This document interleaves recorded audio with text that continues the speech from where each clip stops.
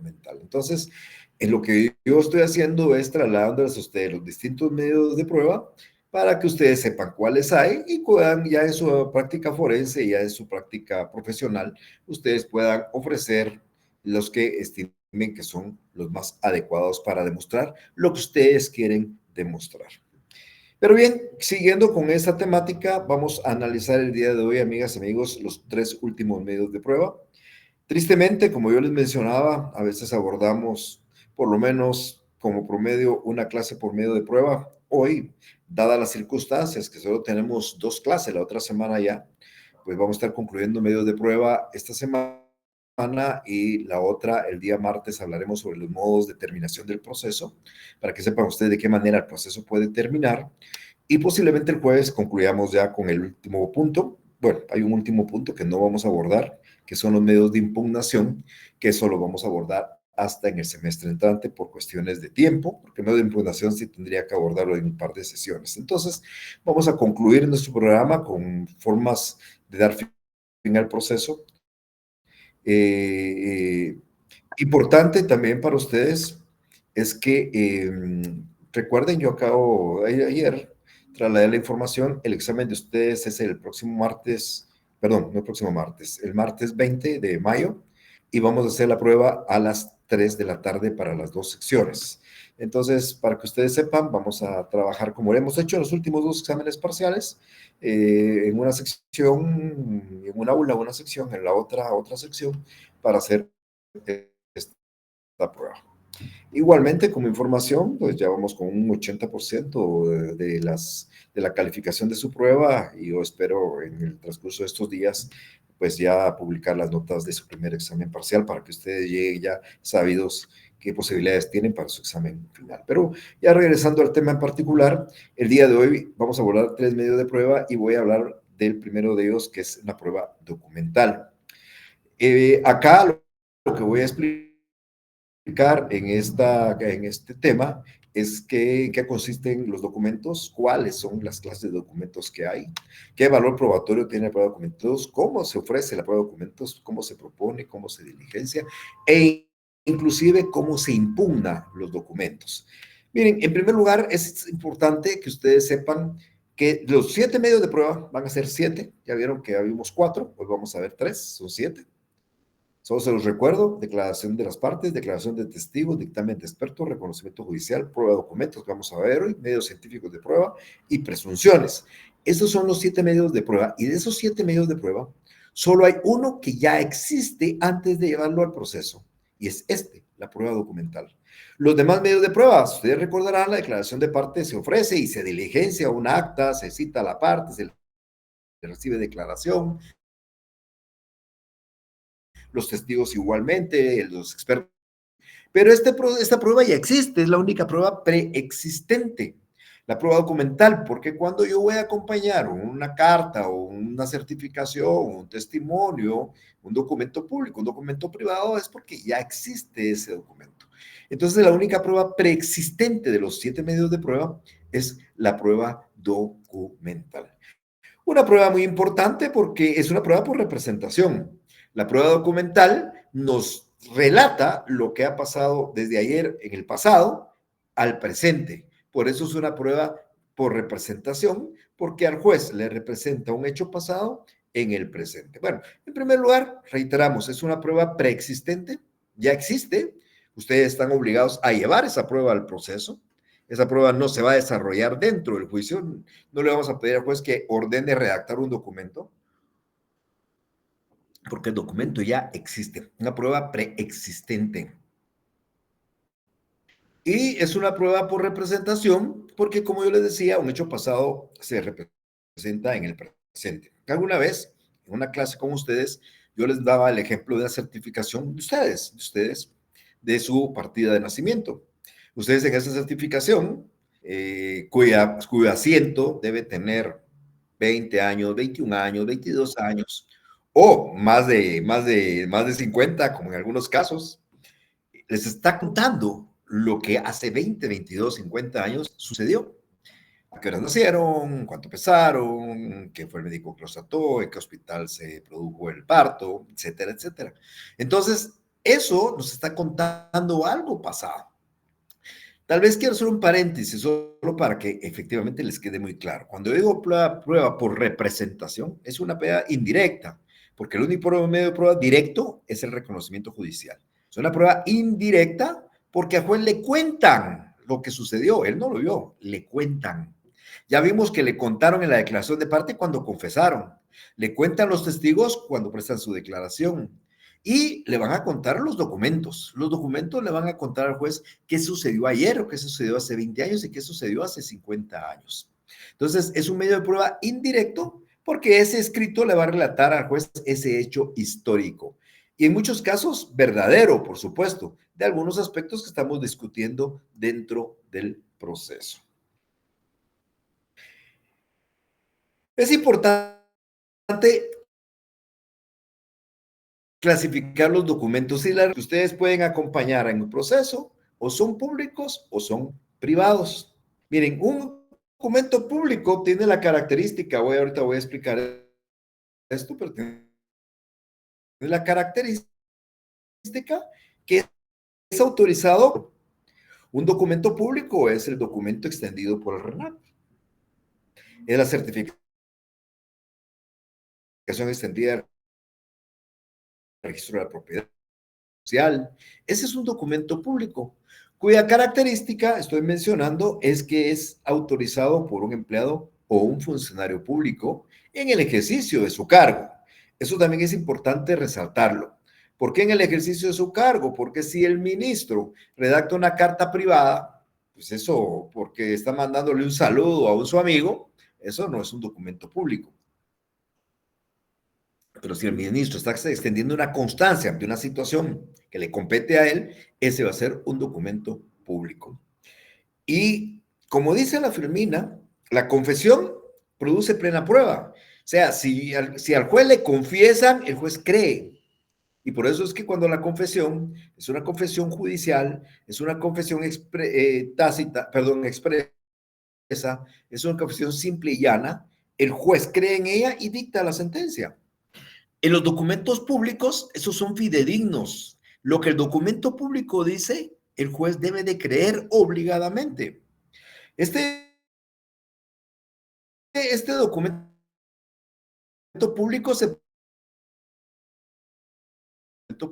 produce, lo que trato de explicar y tal vez como ejemplo va a quedar más claro, es que si se presenta una certificación del RENAP o se presenta el testimonio de una escritura, el juez va a creer lo que dice la certificación o lo que dice el testimonio. No puede dudar, no puede ni siquiera razonar, decir, bueno, al analizar el testimonio, en virtud de que el notario no es un notario de reconocimiento de honorabilidad, no, debe de creer en ese testimonio, aunque el notario se sepa públicamente que es perdón de la expresión, un mafioso, un mentiroso, ha estado procesado, pero como es un documento público, va a creer en él. Lo mismo con una certificación del RENAP, lo mismo con una constancia extendida por un ministerio, etcétera, etcétera. Entonces, por eso se dice que esto es de los medios más idóneos para demostrar un hecho, porque lo que dice el documento público se tiene por cierto.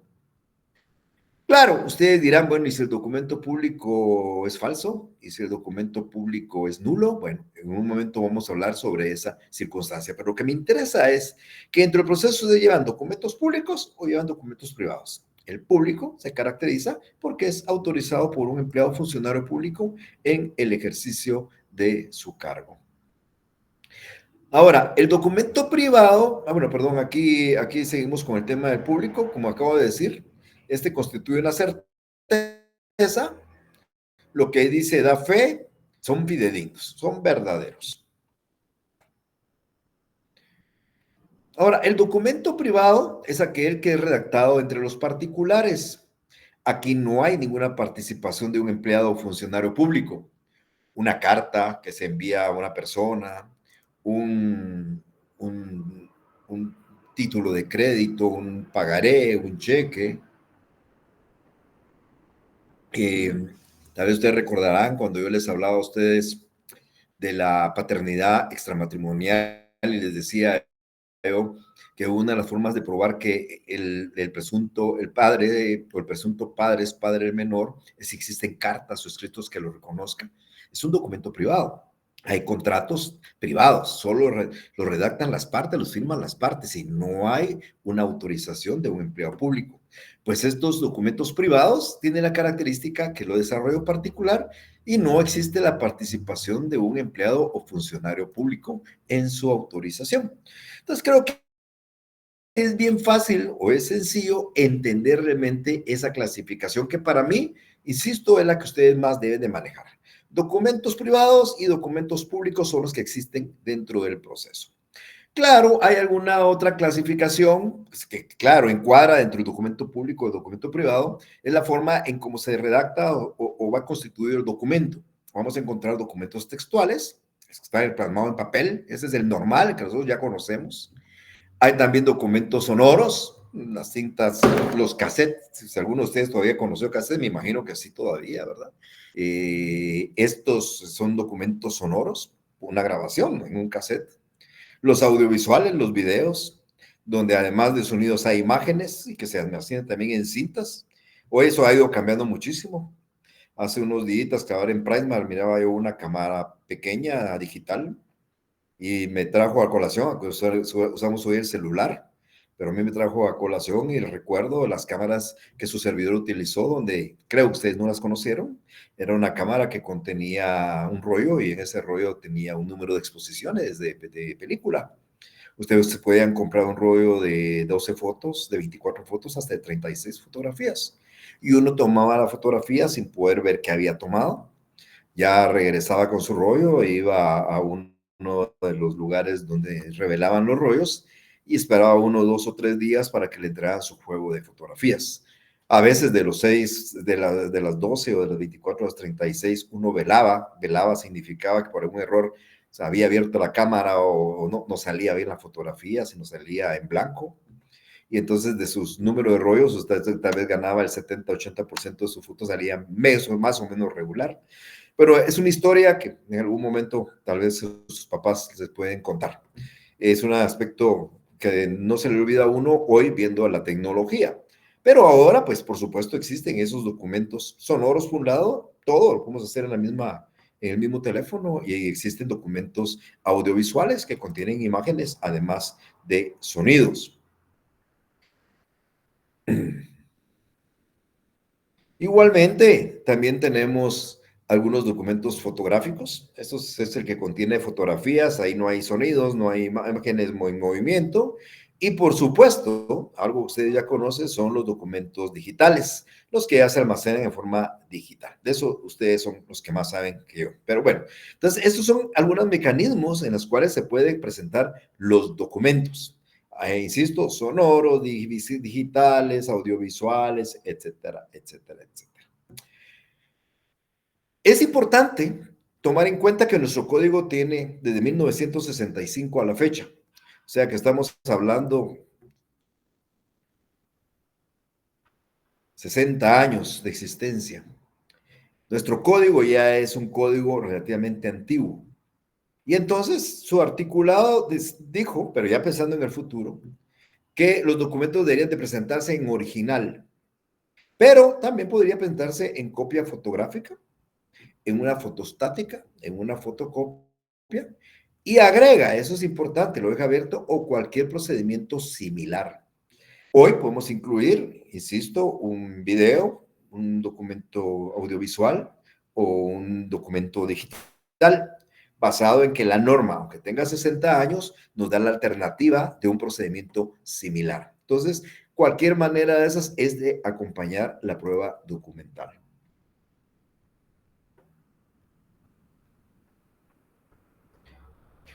También es importante, esto ya lo abordamos en algún momento cuando estuvimos hablando de las pruebas anticipadas. Normalmente, amigas y amigos, los documentos los tiene nuestro cliente. Normalmente el documento que nosotros vamos a presentar está en poder de nuestro patrocinado. Sin embargo, podría existir algún documento que nos sirva que esté en poder de un tercero. No hablo de la contraparte, hablo de un tercero. Entonces, también se le puede solicitar. Normalmente cuando se hace se pide un documento por del tercero, se trata de mostrar al juez que lo tiene el tercero y el juez le pide la entrega de un original o de una fotografía, una fotostática o una fotocopia, por supuesto, a cuenta de nosotros.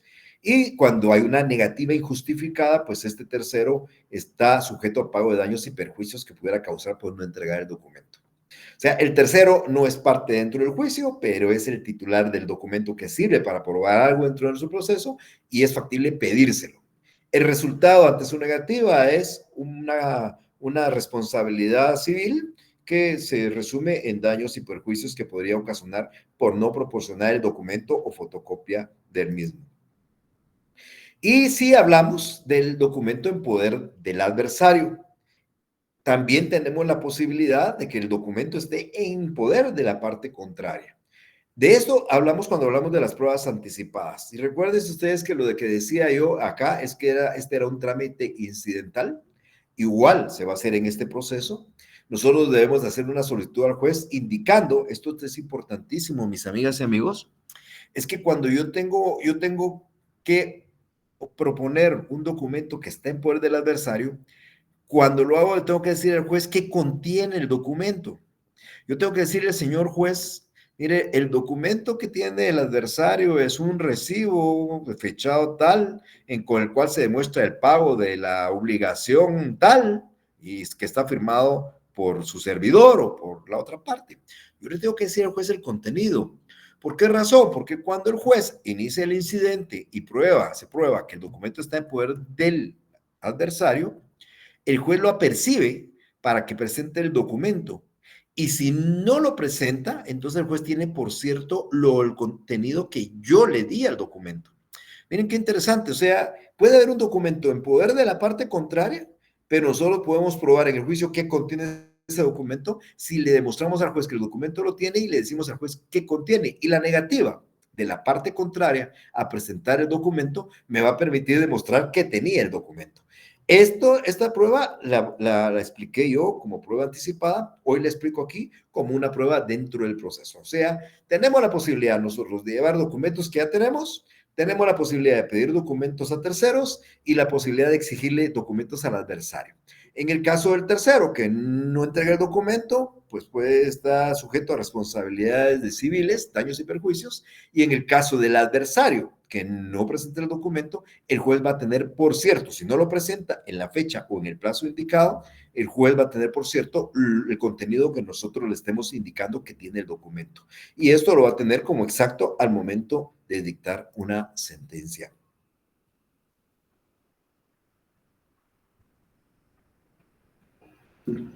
También hablamos nosotros en el transcurso de las pruebas anticipadas del reconocimiento de documentos. A ver, recordarán, cuando yo hablaba de la declaración jurada, decía, hay declaración jurada, es cuando nosotros le pedimos a la otra parte que preste una confesión, pero también puede haber a la par un reconocimiento de documentos. Miren, acabo de decir hace unos minutos que hay documentos públicos y privados. El documento público nadie va a dudar. El documento público nadie va a dudar porque como es autorizado por un empleado o un funcionario público, produce plena prueba. Se cree que lo que dice ahí es cierto. El juez no puede dudar.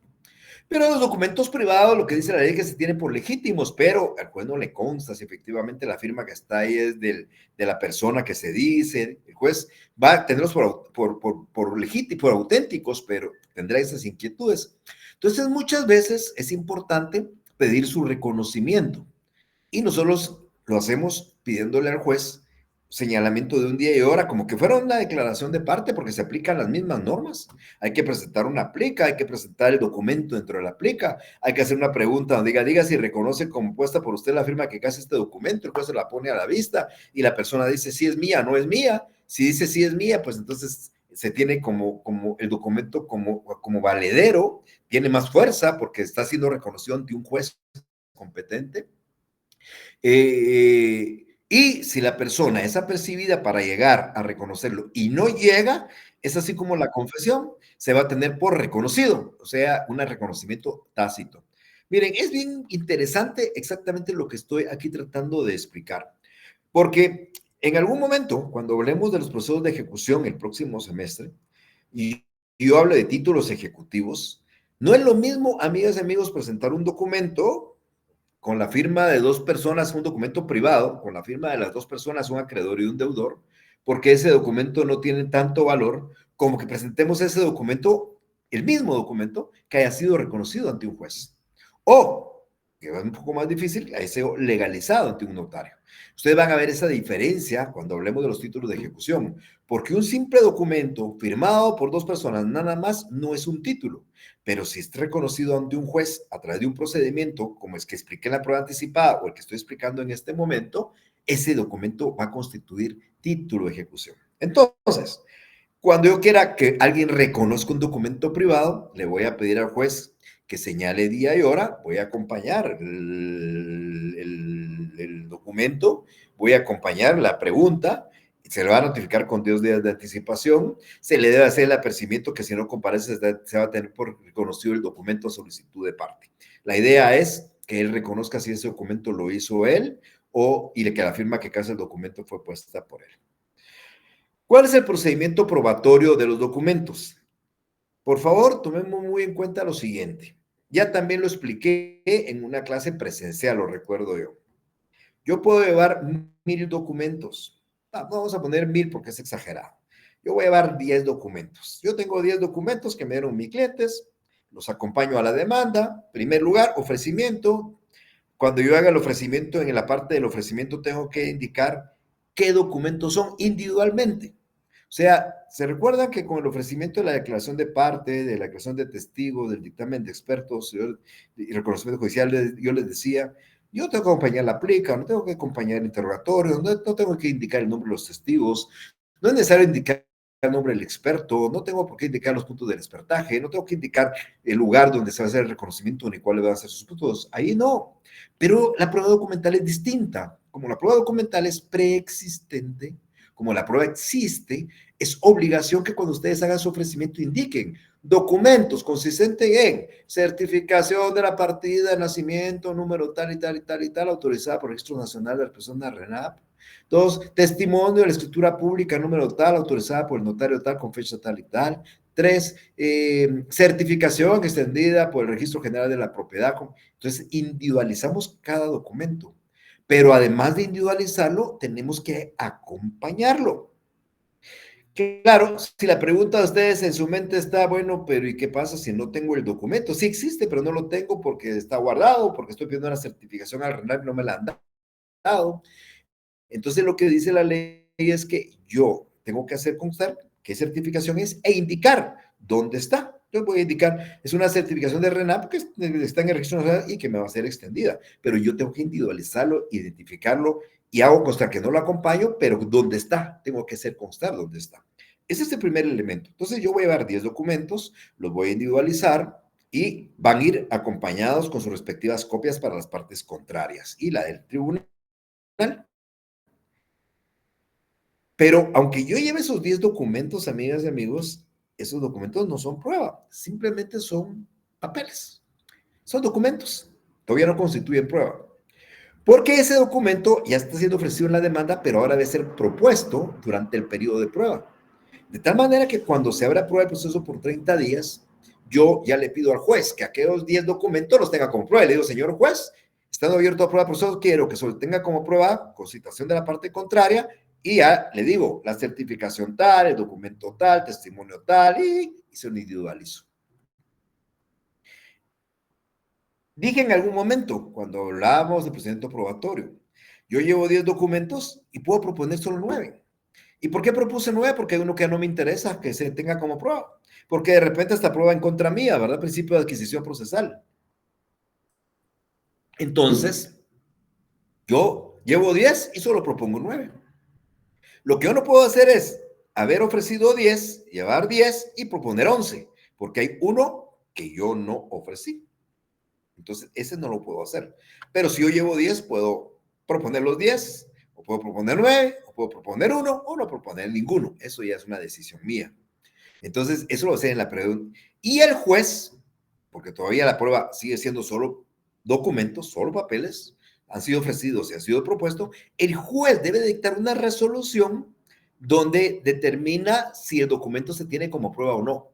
Entonces, el juez va a dictar una resolución que puede decir más o menos de la siguiente manera. Se tiene como prueba consideración de la parte contraria los documentos tales, tales, tales, tales, tales, con excepción de tal prueba por no ser idónea, cualquier cosa puede decir. Entonces, si bien yo llevé 10 documentos, si bien yo propuse 9, el juez puede decir que solo me admita 5. y solo esos 5 van a ser prueba. Entonces, quiero que tómelo bien en cuenta. Una cosa es ofrecer un anuncio de la prueba, pero acompañando los documentos, individualizando los documentos. Otra cosa es proponer los mismos 10 tal vez, o 9 nada más, o 8, no importa. Y otra cosa es el diligenciamiento, la aceptación que hace el juez de esa prueba.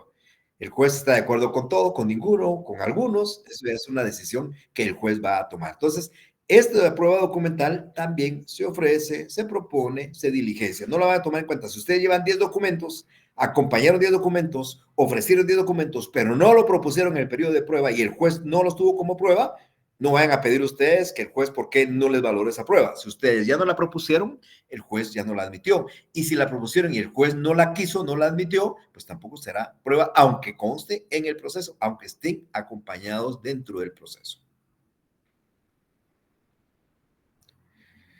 ¿Qué valor tiene la prueba documental?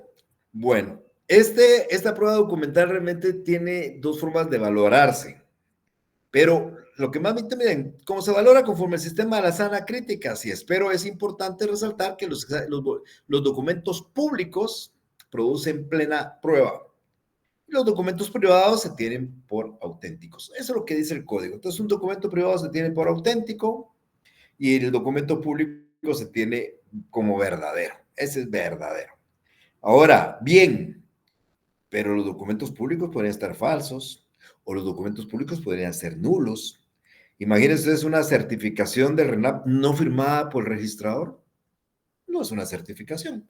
Pues fue extendida por el RENAP, sí, pero no fue firmada por el registrador. Es un requisito que esté firmada por el registrador.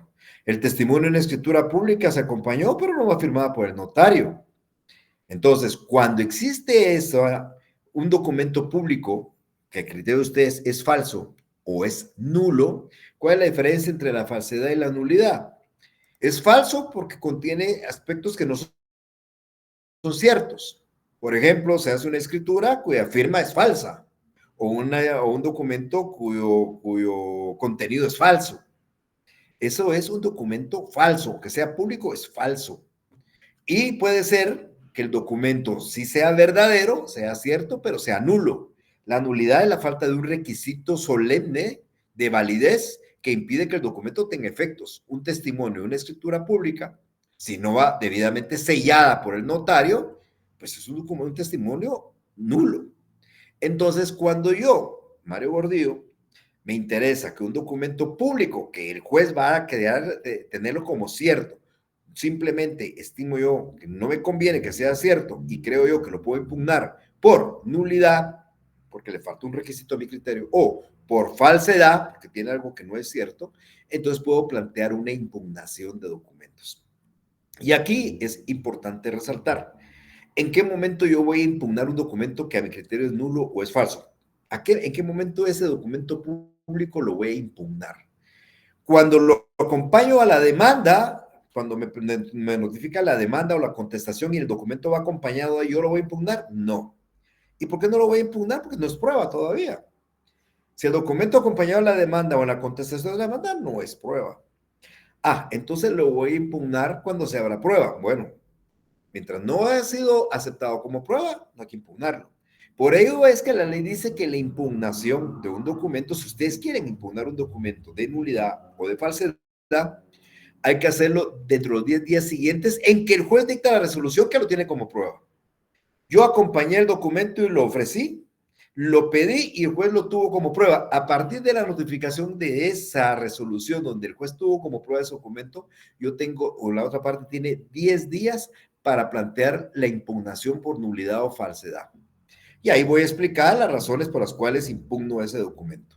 El trámite de esa impugnación es incidental y aquí se da un ejemplo de un incidente de simultánea sustanciación, no es sucesiva, simultánea, porque se hace en cuerda separada. Quiere decir que ese incidente se saca del expediente original, se lleva como un expediente a la par simultáneamente y mientras se está tramitando el proceso, mientras sigue el periodo de prueba, a la par se está tramitando un proceso incidental impugnando un documento. El juez dicta su auto, ustedes saben si es un incidente, habrá audiencia por 2 días, si es de hecho 8 días de prueba, el juez dictará su resolución en 3 días y el auto que resuelve ese incidente de impugnación puede ser apelable. Al final, ya sea en primera instancia o en segunda instancia, si el juez declara la falsedad, no la nulidad, la falsedad del documento, también va a certificarlo conducente a un tribunal de orden penal. Pero ¿qué pasa si el documento se declara falso o el documento se declara nulo? El juez ya no lo puede valorar en la sentencia, aunque produzca plena prueba, porque ese documento se ha declarado falso o se ha declarado nulo. Entonces, también es importante tener en cuenta, primero, de que los documentos públicos producen plena prueba. El juez va a creer a ciencia cierta en él, salvo que haya sido declarada con lugar una impugnación de nulidad o de falsedad. Y por último, en relación a esta prueba, recuérdense el principio de adquisición procesal. El documento que usted presente como prueba puede probar en su contra. Eso dice el principio de adquisición procesal en relación a la prueba. Recuérdense que la prueba no prueba para quien la propone, sino prueba para el proceso. Bien, amigos, este es un medio de prueba que pues, estamos abordando en este momento. Antes de pasar a otro siguiente medio de prueba, ¿hay alguna duda de que es un documento público, privado, la impugnación, el trámite de la solicitud de un documento de poder del tercero, poder del adversario? ¿Alguna duda que tengan? Por supuesto, estoy para resolverla en este momento y si no, pues al terminar la última prueba pueden preguntar. ¿Ahí arriba?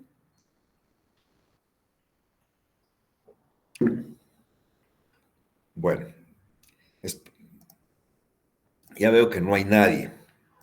Ojalá que no estén conectados, algunos no quieran preguntar y de repente los demás no estén ni conectados, pero bien.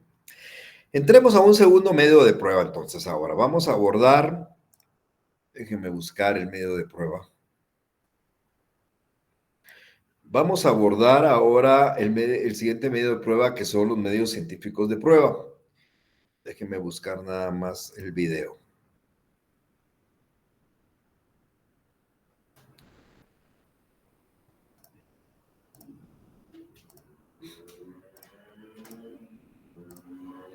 Muy bien. Ok. Punto importante. Es el medio de prueba novedoso, entre comillas, nuevo. Los 6 medios de prueba que vamos a abordar, perdón, de los 7 medios de prueba que vamos a abordar, este no existía en la ley anterior de 1965. Este se introdujo en este código. Pero no se pensaba mucho en la ciencia, no creíamos mucho en la ciencia. Hoy la ciencia va tan avanzada que hoy pues tenemos que pensar que la ciencia está colaborando y coadyuvando en esto mismo. Entonces, este medio de prueba es el más nuevo de los medios de prueba regulados en nuestra legislación procesal. Son los medios científicos de prueba que se introdujeron por primera vez en este Código Procesal Civil y Mercantil. ¿Qué voy a hablar sobre los medios científicos de prueba? Pues voy a explicar cuáles son, voy a explicar cómo se ofrecen, cómo se proponen, cómo se diligencian. Aquí hay una cuestión muy interesante. Por ejemplo, una fotografía es un medio científico de prueba, pero una fotografía también es una prueba documental. Entonces, la pregunta aquí del millón es, ¿y cómo sé yo qué fotografía es medio científico y qué fotografía es prueba documental? Si, por ejemplo, denme un segundo.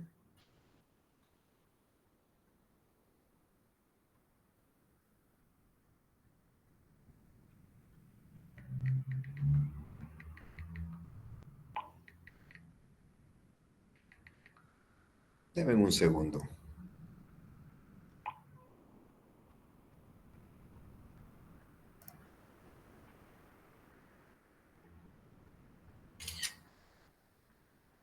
Ok. Si, por ejemplo, yo en este momento a ustedes les presento esta fotografía, impresa, por supuesto. Aquí veo, bueno, las iniciales de todos.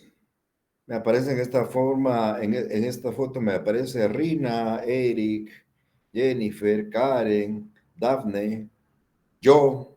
Bueno, los poquitos que me aparecen de todos los que están acá. Esta es una fotografía. La voy a imprimir, ya la tengo lista. La pregunta aquí es, ¿este es un medio científico o es una prueba documental? porque las fotografías son documentos y las fotografías también son medios científicos. Pero bien, parte de eso lo voy a explicar también en esta breve explicación que vamos a hacer. Lo importante acá es que vamos a analizar cuáles son los medios científicos de prueba que regula la ley, cuál es el procedimiento probatorio y esa diferencia y cómo se integra la prueba en este momento. Como les decía hace unos minutos, es la prueba más nueva que hay, es una prueba novedosa, aunque ya tenga 60 años, pero este es el resultado de los avances tecnológicos que se han experimentado ahora día a día, ¿verdad? Cuando el código entró en vigencia, la prueba documental simplemente era textual, era escrita, era en papel. Hoy miren a dónde hemos llegado. Es el resultado de ese desarrollo tecnológico. Entonces, esta prueba científica aparece en nuestro código pensando en el futuro y no sé cómo va a ir cambiando en el futuro.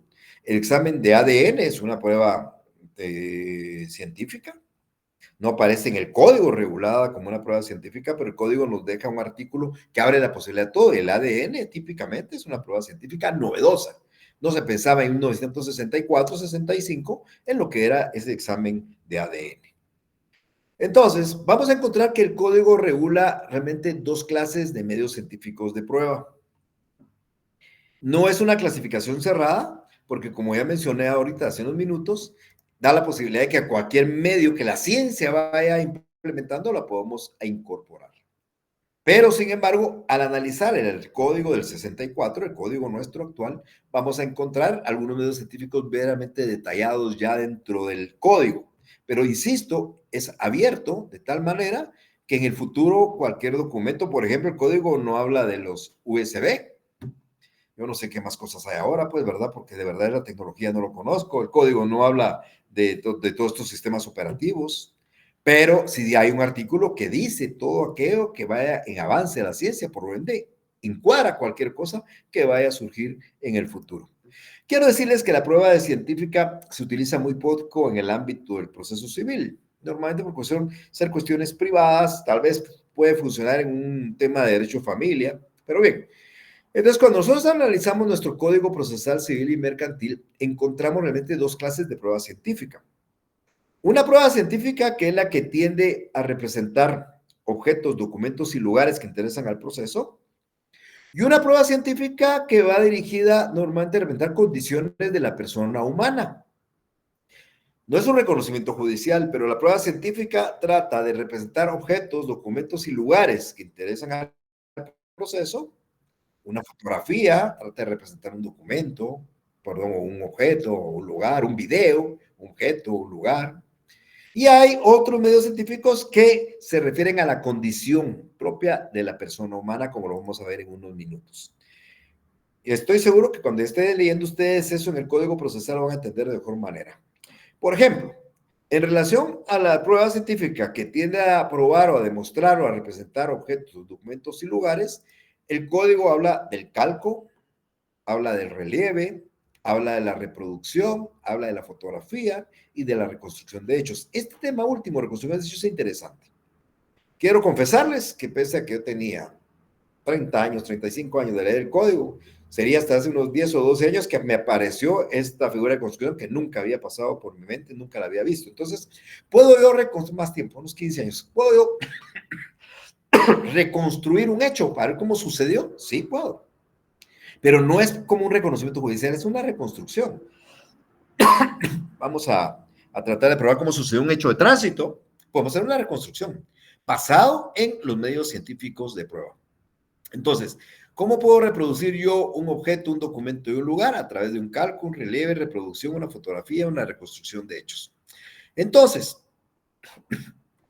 si yo voy a tomar una fotografía en este momento, perdonen, disculpen. Si yo voy a tomar una fotografía en este momento de, de la Torre del Reformador, ahorita voy a tomar la fotografía, eso me reproduce un lugar, pero esa fotografía es documento o medio científico de prueba. Si lo vemos ahorita en la explicación que estoy dando, encuadra la fotografía. Pero si también me voy al artículo que expliqué los documentos hace unos minutos, decía que se puede reproducir en fotografía. Entonces, tengo la inquietud de qué qué puede ser una fotografía. Entonces, aquí voy a tratar de darle mi punto de vista y mi opinión porque la ley no es muy clara en relación a esos temas. No es muy clara. Pero bien, y vamos a encontrar también los medios científicos de prueba que tienden a representar condiciones de las personas humanas. Aquí son más que todo exámenes de personas humanas. La radiología, lo dice el código, la radioscopía, no me preguntan, ya en algún momento me puse a leer qué consistía cada cuestión, en este momento no me acuerdo muy bien. El análisis hematológico, que es por supuesto pruebas de sangre, análisis bacteriológico para establecer la existencia de bacterias y por supuesto la prueba biológica del ácido desoxirribonucleico, el ADN. Esta letra E no la van a encontrar en el código. O sea, le encuentran en el código porque aparece ahora en el Código Procesal Civil y en el derecho sustantivo, pero originalmente no estaba en el código. Entonces, con esto, ¿qué estamos nosotros tratando de representar? Condiciones propias de la persona humana. Con el cálculo, la fotografía, la reconstrucción de hechos, lugares, objetos, algunas condiciones de documentos. Y a través de esto, de esta prueba, pues condiciones de la persona humana. Sacarle una radiografía, sacarle un análisis de sangre, un examen de bacterias o una prueba de ADN. Estos son que van a tratar de establecer o representar las condiciones de esa persona humana. Vamos a regresar a otra cuestión igual. Vamos a pensar en un examen de sangre. Si yo le saco un examen de sangre hoy a mi cliente y ese examen lo presento en el proceso, en mi demanda, ¿es una prueba documental o es una prueba científica? Por dar un ejemplo para hablar de lo que acabo de mencionar sobre la fotografía. Pensémoslo de esa manera. Si yo, mi cliente me da un examen de sangre, yo lo presento en el proceso con una prueba documental y la pregunta ¿es documento o es medio científico de prueba? Bueno, ahorita vamos a tratar de salir de la duda de esa situación. Entonces, ¿cuál es el procedimiento probatorio? Bueno, esta prueba, interesante, la puede el juez ordenar de oficio. Ahora, cuando es a petición de parte, el ofrecimiento en la demanda se hace en forma genérica también. O sea, yo voy a ofrecer como prueba medios científicos de prueba. No tengo que indicar si eso va a ser un calco, si va a ser una fotografía, si va a ser un video, si va a ser un examen de sangre, si va a ser un examen bacteriológico, el examen de... No, es medios científicos de prueba. El juez lo puede ordenar de oficio, como digo, cuando nosotros hacemos la petición, como nosotros lo hacemos, va a ser en términos genéricos. Ahora, como al momento de proponer la prueba, nosotros la hacemos durante el periodo de prueba. Entonces yo le voy a pedir al juez, por ejemplo, un examen de ADN durante el periodo de prueba, o le voy a pedir el examen bacteriológico o el examen de sangre. Fíjese, pues, no es que yo lleve el documento donde está el resultado del examen de sangre, esa es una prueba documental. Es que dentro del periodo de prueba le estoy pidiendo al juez que realice un examen de sangre. Le estoy pidiendo al juez que se realice en la persona de la otra parte una radiografía. Entonces, el juez va a ordenar hacer esa circunstancia en ese momentito. Entonces, es distinto a que yo lleve el informe como prueba documental a que dentro de la fase de prueba le pida al juez que ordene realizarla para que se vaya la persona a una clínica y lo haga. Eso es muy distinto. Por eso se digo yo que la prueba documental es persistente, ya existe antes, pero los medios científicos no, lo vamos a desarrollar dentro del juicio. ¿Cómo vamos a desarrollar una fotografía? ¿Y qué diferencia entre una fotografía que acabo de tomar en este momento, que la imprimo, yo la llevo y se la presento al juez como prueba documental? Pero si dentro del juicio yo le digo al juez, señor juez, le solicito que como medio científico se ordene ir a tomar una fotografía, el juez va a ordenar ir a tomar la fotografía o ir a tomar un video o, como les decía yo, sacar un examen de sangre, un examen bacteriológico, un examen de ADN. O sea, una cosa es que la prueba se lleve antes, como prueba documental, a que se realice dentro de la fase del proceso. Entonces, se va a proponer. ¿Y cómo se va a diligenciar? Pues el juez, como no es una prueba preconstituida, sino la estamos realizando dentro de eso, va a ordenar, tanto de oficio como petición de parte, que se haga la radiografía, la fotografía, todo, pero cuando se va a hacer, se va acompañado de un notario o, o del secretario para dar autenticidad a esa fotografía. Entonces, si yo llevo una fotografía en mi demanda, es un documento, si le pido al juez que se tome una fotografía dentro del proceso, el juez lo va a ordenar, pero va a ordenar al secretario del tribunal o a un notario que acompañe a tomar que se acompañe a tomar la fotografía y dé autenticidad que esa fotografía fue realizada en las condiciones que tengo por él, por un fedatario. Lo mismo un examen hematológico, lo mismo una radiografía, la persona va a ir al centro, a la clínica, se va a tomar la radiografía y ahí va a haber un notario o el secretario del tribunal dando fe de todo el procedimiento para establecer que esa fotografía o esa radiografía o ese examen de sangre fue realizado frente a la persona que el juez ha encomendado. Así incorporamos un medio científico de prueba. Esa es la gran diferencia. Entonces, el medio científico se desarrolla dentro del juicio. ¿Quieren hacer ustedes un cálculo? Sí, le piden al juez que se ordene hacer un cálculo, un relieve, que se haga una reconstrucción de hechos, que se haga una radiografía.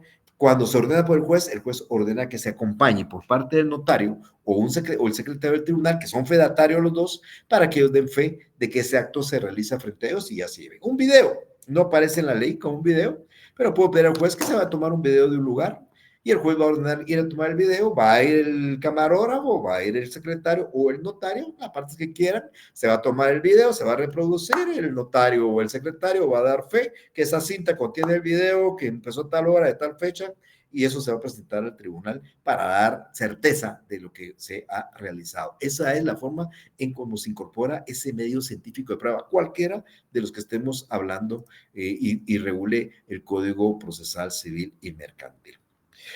Su valoración, medios científicos de prueba, es conforme al sistema de la sana crítica, y como ya hemos mencionado, son todos los medios de prueba sana crítica para aquellos que tengan en algún momento una duda al respecto.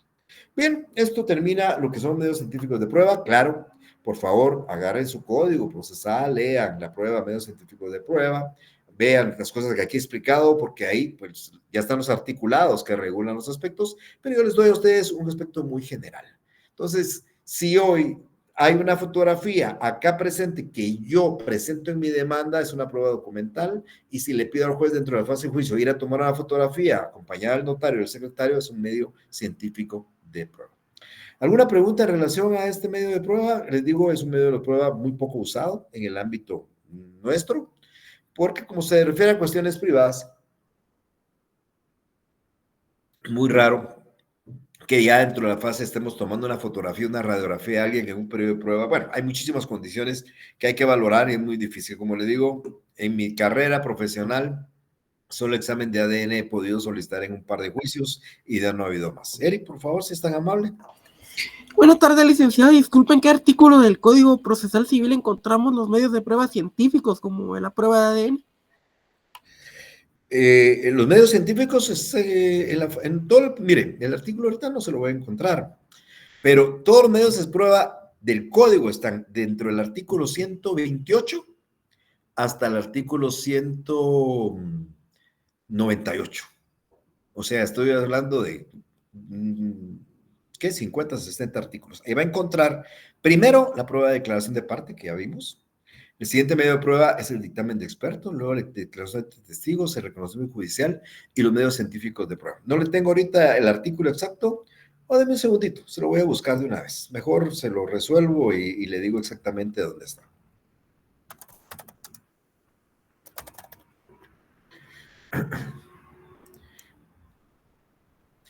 Debería dejarlo para que de tarea se lo busquen ustedes, pero no, vamos a darle a ustedes de una vez ahorita la respuesta a esto. Deben un segundito, por favor.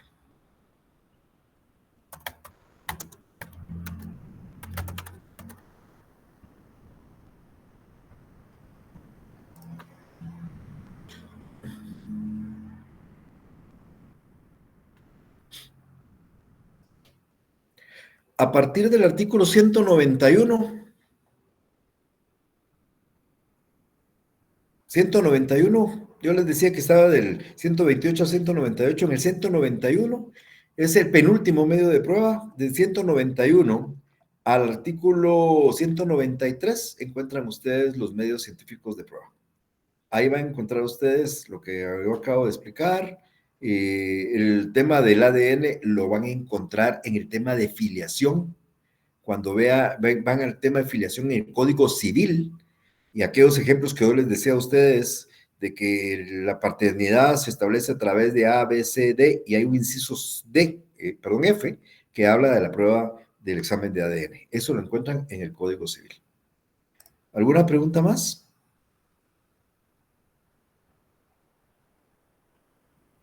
Ok. Bueno, no habiendo más preguntas en relación a esto, entremos al último medio de prueba del día de hoy. Vamos a hablar de las presunciones. Este medio de prueba del que voy a hablar sobre las presunciones, quiero decirles a ustedes que hay mucha discusión sobre si las presunciones son o no son un medio de prueba. Pero vamos a hablar un poco de eso para que ustedes también aprendan el tema de las presunciones.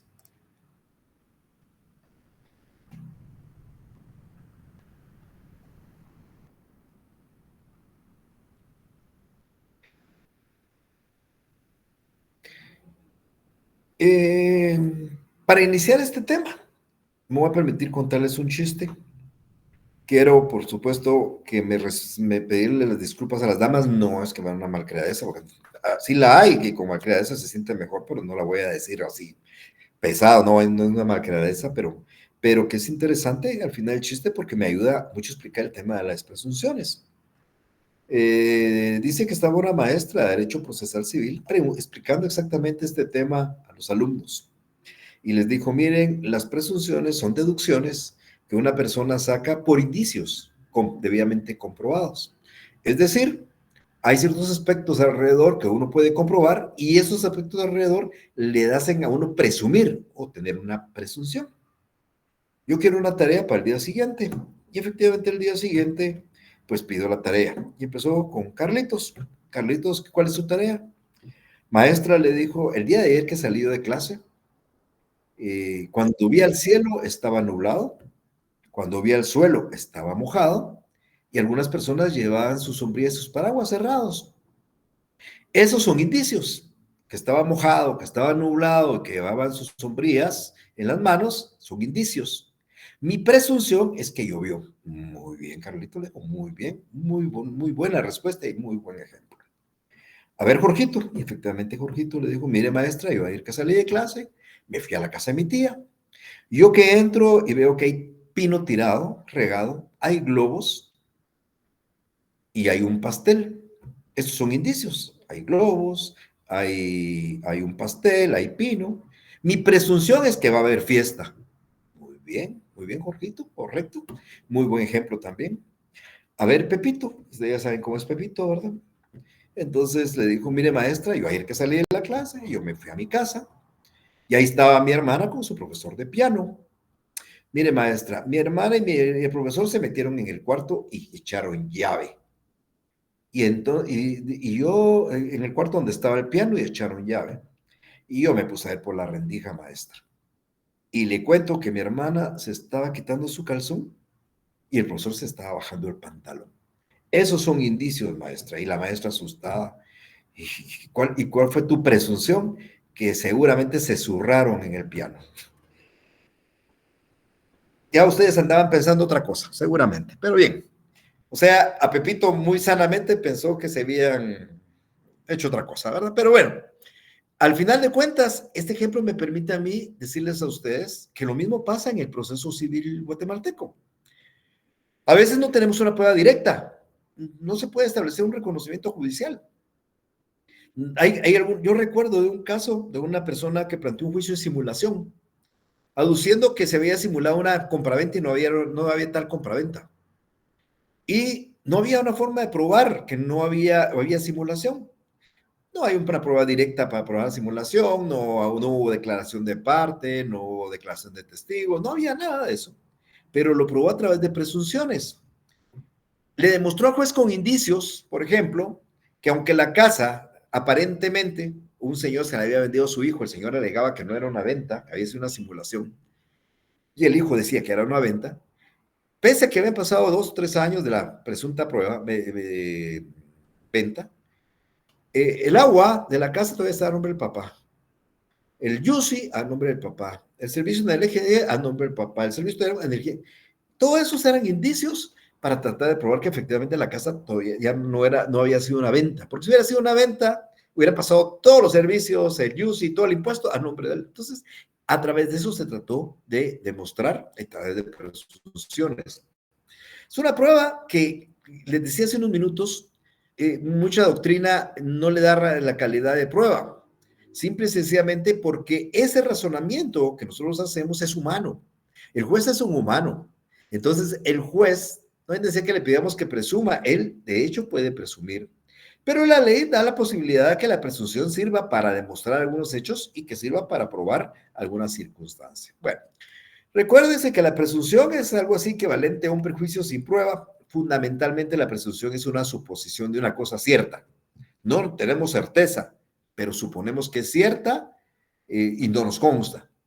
Nosotros no vimos que llovió, o Benito no vio que llovió, pero como vio todos los aspectos, el otro no vio que había fiesta o iba a haber fiesta, pero por las circunstancias alrededores, eso fue lo que presumí. Y ustedes igual, ustedes esas presunciones las hacen normalmente y humanamente todos los días. Algunos presumen más de la cuenta, presumen lo que no tienen que presumir, pero bueno, eso aparece. Entonces, eso es realmente una presunción y es un medio de prueba regulado en el código, es el último medio de prueba regulado en el código y que se aplica cuando no hay otro medio de prueba. Es como la manera de que no hay otro medio, pero tal vez con algunos hechos indicios, entonces se puede probar. Entonces, los indicios hay que probarlos, ¿verdad? Entonces, a partir de estas señales o de esos indicios que se le demuestran al juez, la otra parte demostró que el agua, la luz, el jus y todos los servicios estaban todavía en nombre del papá, ¿verdad?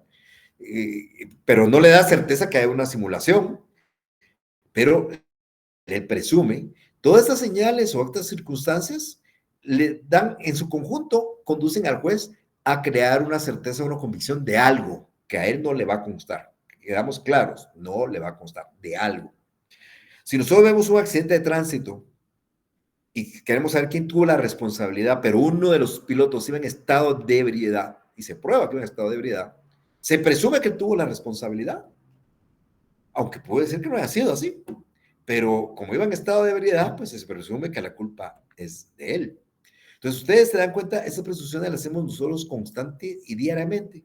Y al juez, pues por supuesto, como un ser humano, también le corresponde hacerla. Pero bien, entonces la presunción es ese razonamiento que realiza el juez, y bien importante, o el legislador, a partir de ciertos indicios para inferir un hecho que no se ha demostrado.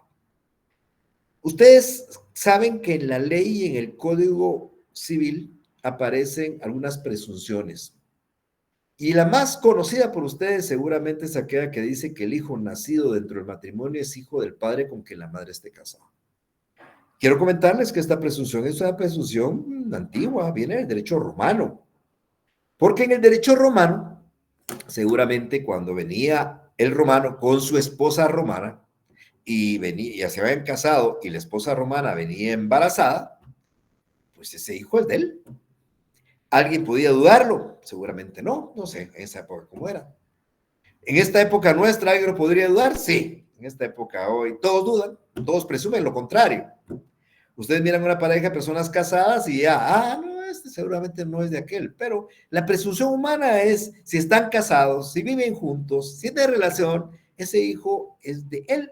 Es una presunción que viene del derecho romano. Ustedes han oído la presunción de la conmorencia. Si dos personas fallecen en el mismo momento, pues se presume que murieron en el mismísimo acto. Entre ellos no hay transmisión de derechos y obligaciones. Si papá e hijo van en un carro, chocan y mueren los dos, el hijo no se convierte en heredero del padre ni el padre en heredero del hijo, porque hay una presunción que dice que ambos murieron en el mismo momentito.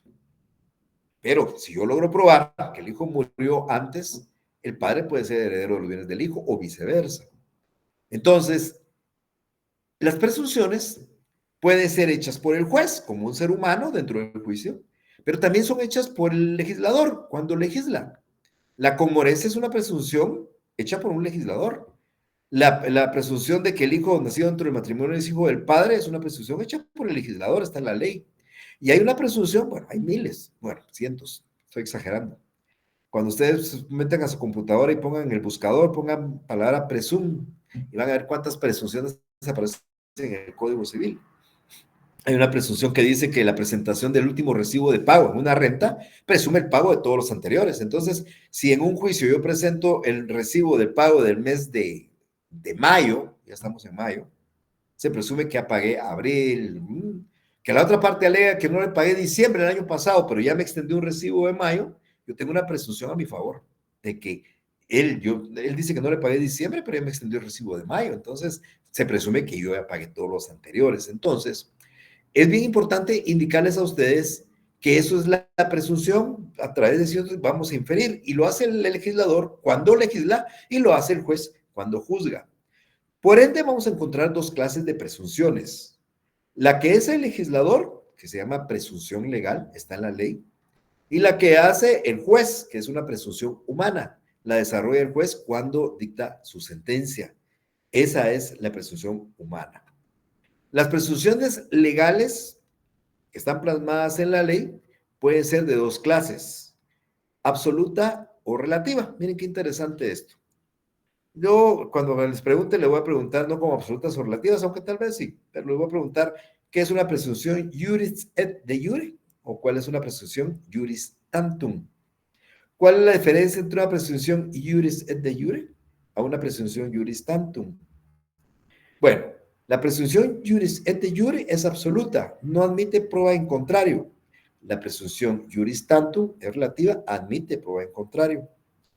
Amigas y amigos, el 99% de las presunciones de la ley son relativas. Porque el hijo nacido entre el matrimonio es hijo del padre con que la madre esté casado, presunción que admite prueba en contrario, podemos probar lo contrario. El pago del último recibo, la presentación del último recibo de pago de una renta presume los anteriores, pero presunción que